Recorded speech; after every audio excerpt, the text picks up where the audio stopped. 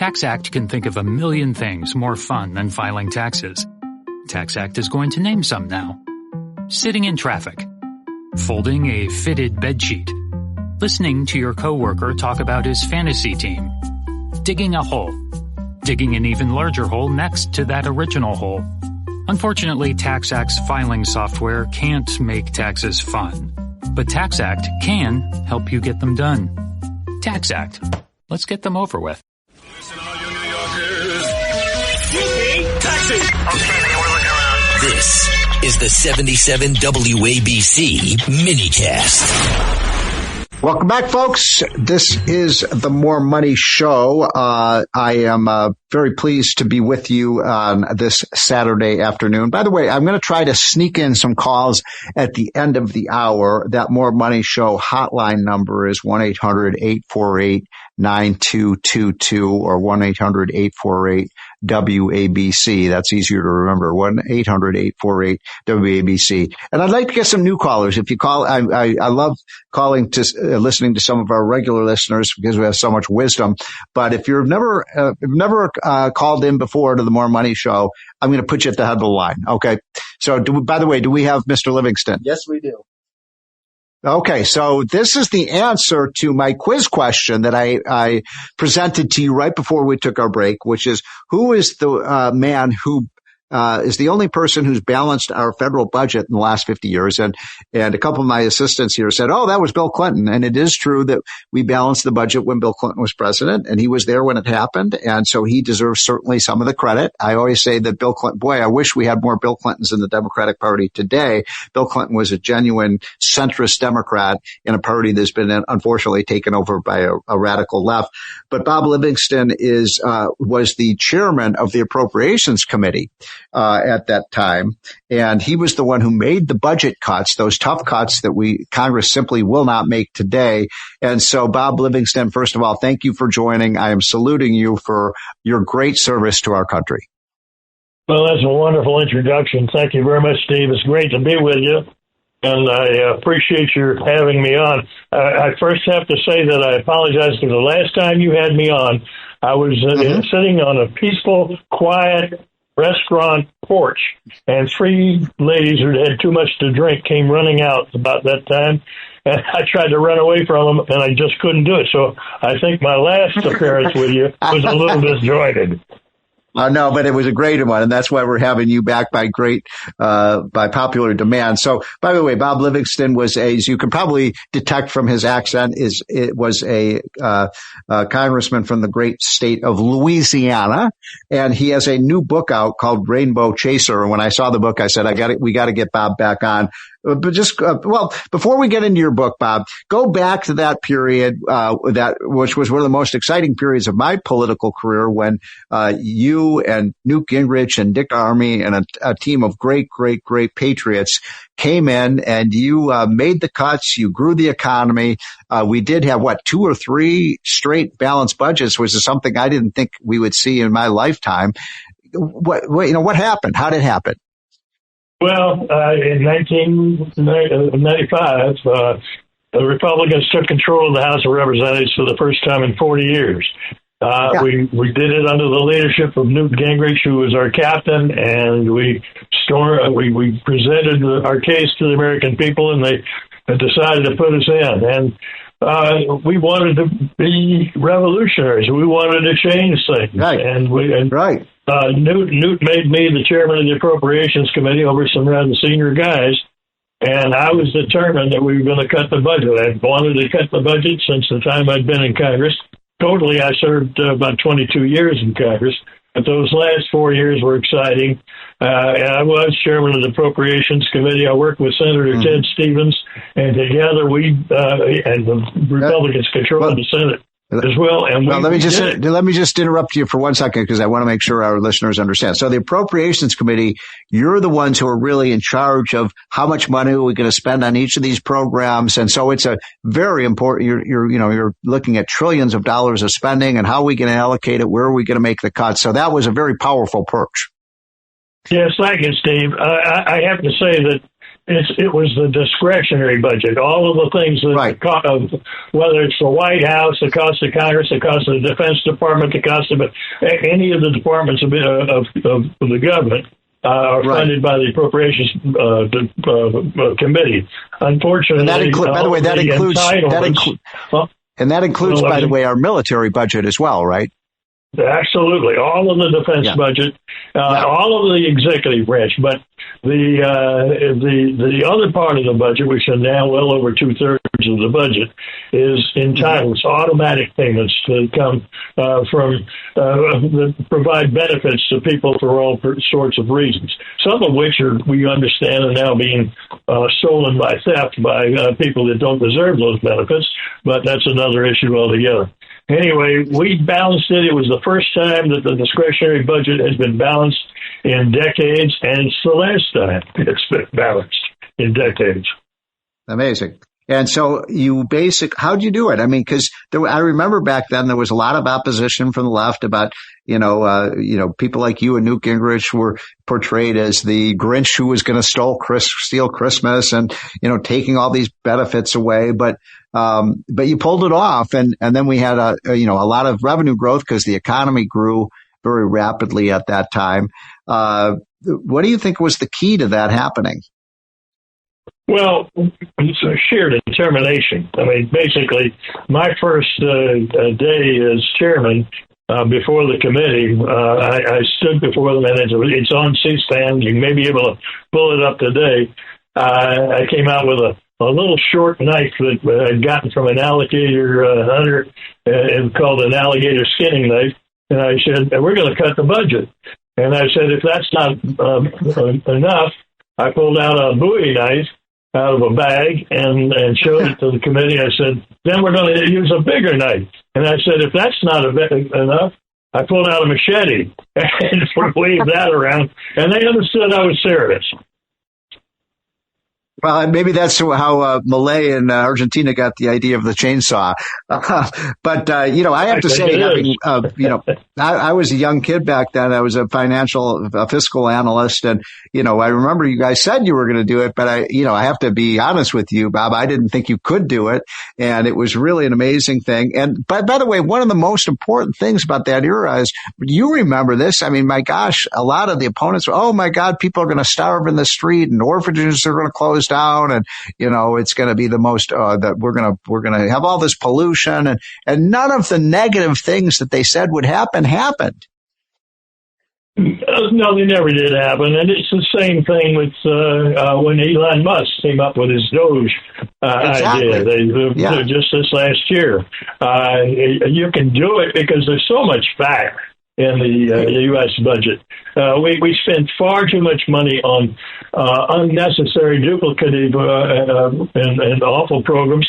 But then on top of it, there's the theft, and we're seeing more examples of that, like in Minnesota and California. So we really, even after Doge, we need to make a lot of cuts because this country is, frankly, in terrible shape. We're running out of money.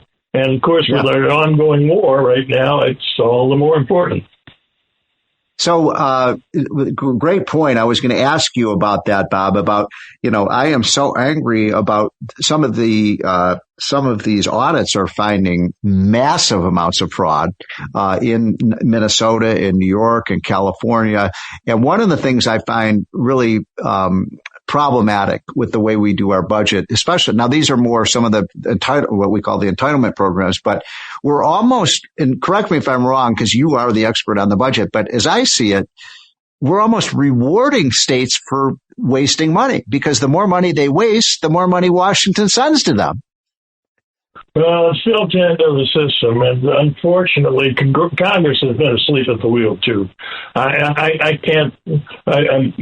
We were on the Appropriations Committee. We did our job, and we did bear the discretionary budget.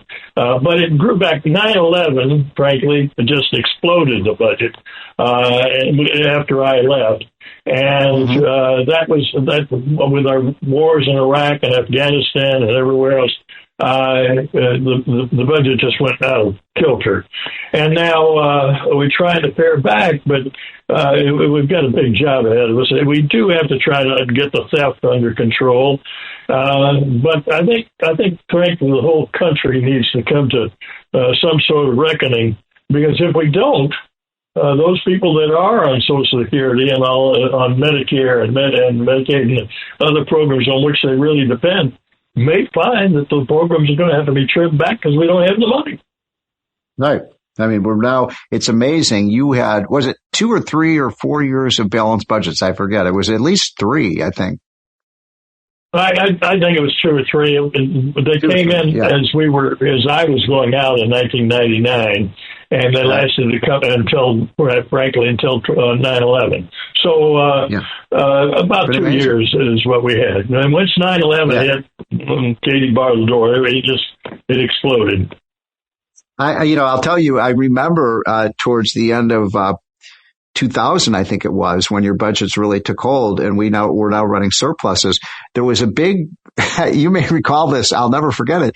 There was a big argument of, what are we going to do when we run out of debt? We're not going to have bonds to be able to sell because we're going to, we're on a path almost to eliminate the debt. And here we are today with $36 trillion of debt. Yeah, it's gone the wrong way. But you mentioned something that I have to give credit to.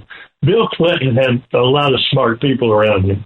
And I negotiated with his budget people, and I have to say, we were able to reach a compromise. That's when Congress and the system worked. Yes.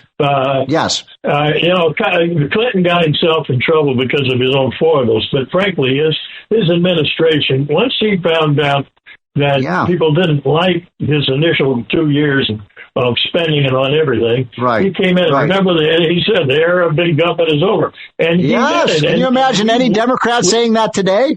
They won't.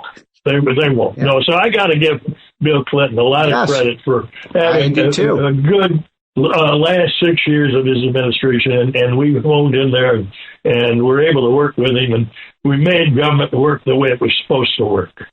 You really did. And by the way, I'm so glad you brought that up about Bill Clinton, because, one of the guys who is one of the few Democrats who seems to making any sense these days is Rahm Emanuel. I don't know if you knew Rahm at all, but, he's saying, he's going on CNN and Fox News and saying, hey, the Democratic Party has moved way too far to the left.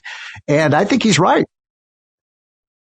Oh, I think he's right. And I did know Rahm, and I think that he was mayor of Chicago, and he's a good mayor. I'm from Chicago. He was a good mayor. He's not a crazy liberal Democrat. He's not part of the squad and all part of these really wacko leftists. And we need somebody in the Democrat Party who's going to lead them to common sense. And I think he's not the only one, other than Senator Fetterman, who I think has become really a superstar. But Rahm Emanuel, I think, would do a lot of good for the Democrat Party. I think he would. Okay, we got just about 2.5 minutes left, and I apologize. I've left the best for last, and if we can't get through this, I want you to come on again because you're one of the listeners' favorites. Rainbow Chaser, what's that about? Your new book. I'm a prosecutor, was a prosecutor for 6 years before I went to Congress. I believe in criminal prosecution, but under the Biden administration, they took what is known as lawfare. It's a concept of using the authority of the government to go after individuals rather than after crimes. They abuse that system incredibly, and my book is about the victims of lawfare. I know a little bit about it because I was a prosecutor, and I was a victim. I was a victim. Yes. They came at me, and I beat them, but there are a hell of a lot of people like Jeff Fortenberry, congressman from Nebraska, General Mike Flynn, Governor Bob McDonnell. That man had the best 4 years in Virginia, and you can only have 4 years. He had the best 4 years in 50 years of Virginia. And 2 weeks later, this guy, Jack Smith, indicted him and ruined his life. And the Supreme Court ended up going unanimously that there was no law under which he was charged in the first place. I feel so sorry for McDonnell, but I feel so sorry for all these other people. I was charged and they came at me, and I beat them, and I'm angry about it, and that's what the book should about. be. Yeah. So, by the way, I have a fellow who I've gotten to know. He's been in jail for 10 years. I'm exaggerating a little bit, but not a lot. His crime was putting Donald Trump, posters in front of his house in a liberal district in Maryland. They threw him in jail. They put him in the Baltimore prison.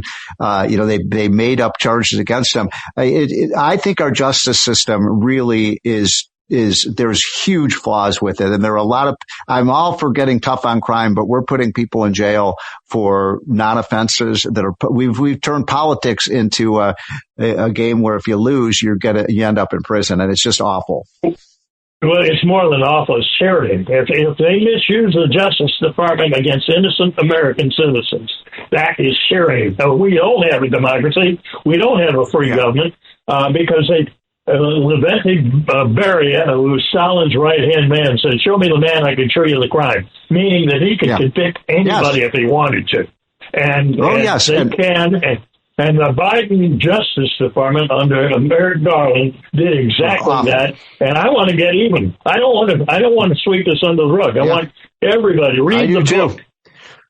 Yes. And by the way, Bob, you and I have to get together for lunch again soon because this is a major problem in this country. The justice system has been perverted.